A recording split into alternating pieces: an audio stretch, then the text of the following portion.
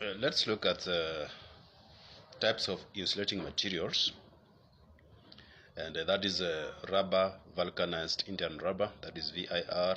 We have impregnated paper, we have polyvinyl chloride, that is PVC, and silk and cotton. So let's start with the first one, that is rubber. And rubber may be natural or synthetic. Its relative permittivity is between 2 and 3, and its dielectric strength is 30 kilovolts per millimeter. Though it possesses high insulating qualities, but it absorbs moisture readily. Softens when heated to a temperature of about 60 degrees Celsius to 70 degrees Celsius. Swells under the action of mineral oils and ages when exposed to light. Hence, pure rubber cannot be used as an insulating material. The second one is vulcanized Indian rubber, the VIR. Is a good electric insulator, but does not absorb moisture from the temperature from the atmosphere. Waterproof when new and under favorable conditions, remain so far for a number of years. The main drawback with the VIR is that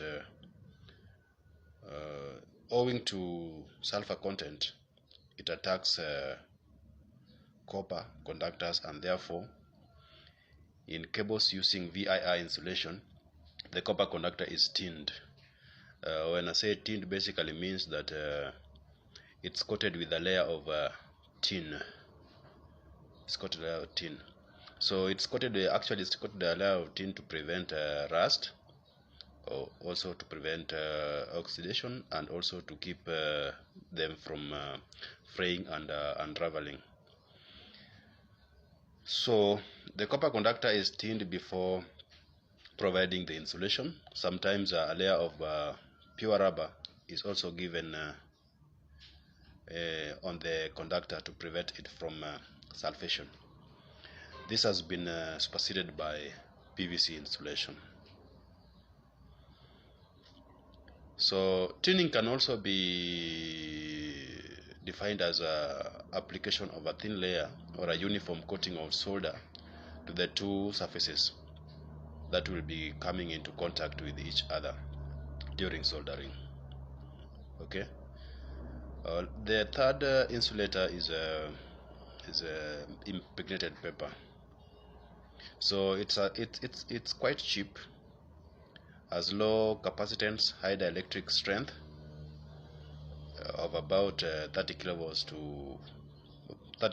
per millimeter, and high insulation resistivity of the order of 10 raised to 5 ohms per centimeter.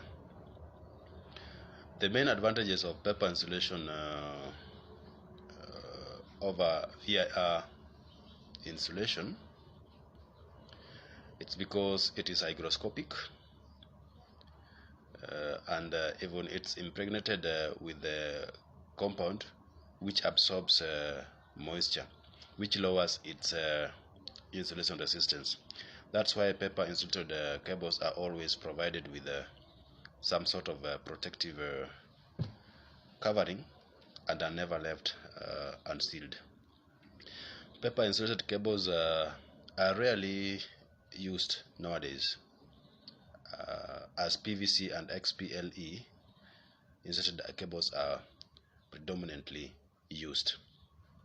So these paper insulated cables are the ones you see in old buildings, where you find a copper conductor covered with some paper. That is the impregnated paper. But nowadays people don't use them. Let's look at polyvinyl chloride. Our fourth insulating material is polyvinyl chloride, that is PVC. It's a synthetic compound. So for obtaining this material as cable dielectric or sheath, it's processed with certain materials known as plasticizer. and its type will depend upon the use of finished product, i.e. PVC. So it's inert to oxygen and almost inert to oils, so meaning does not react, does not react with oxygen and oil, and to many alkalis too, and acids, and therefore its use is preferred over VIR, that is vulcanized Indian rubber, in extreme environments such as cement factory or chemical factory. The mechanical properties of let me say of i.e. like elasticity and recovery from stretching of PVC are not good as those of rubber. PVC lucid cables are usually employed for low and medium voltage and industrial lights and power insulation. This insulation on cables are overtaken all over the insulations on cables because of its low cost. So that means that the cables we use nowadays, 95% of the cables we use are PVC insulated.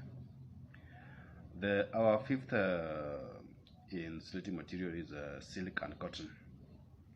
So this is used in low voltage cables. The conductor may have a single layer and double covering depending upon its requirements of service. Silk or cotton covered wires are usually used for appliances and motor winding.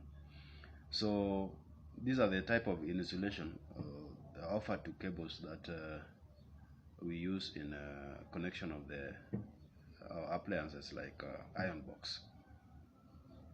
You see they somehow have some elements of silk and cotton, so that's, and also in internal wiring of motors.